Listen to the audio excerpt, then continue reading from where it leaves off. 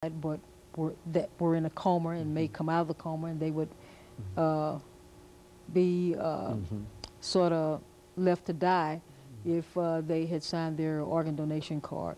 So they were reluctant to do that. And then the families were reluctant to give up organs because they said, well, if I bury my relative, they won't have their organs, and we just don't want to do that. We've been educating people and still educating people about this, and people are now a little more freer about assigning their organ donor card than they have been in the past. But of course it takes time, it takes education, and of course it takes experience for people to say, yes, these things are not happening, and, you know, and to discuss this with their relatives as generations go down generations.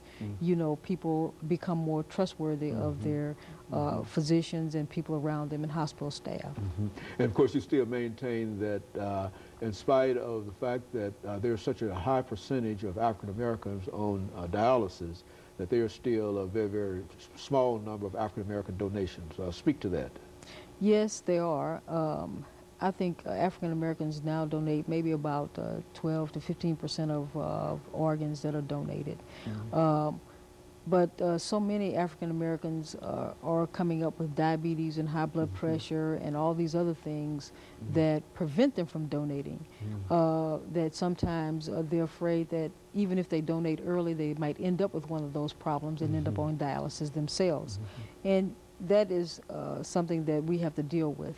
But people are not as afraid of as they have been in the past about donating organs. And so, Dr. Faulkner, you think that overall that there has been some progress made in these areas? Because I think the last time there was a very, very pessimistic kind of attitude that many people had throughout the nation in reference to organ donations. Now, is your mentor, I think, in Washington, D.C., is he still involved? Dr. Kellner, yes, is he still involved? And why don't you give us, over the last half minute, a report on what he's doing now? Dr. Kellner is still heavily involved. But of course, he's chairman of the Department of Surgery at Howard University now, and so we don't hear from him as much as we used to hear from him.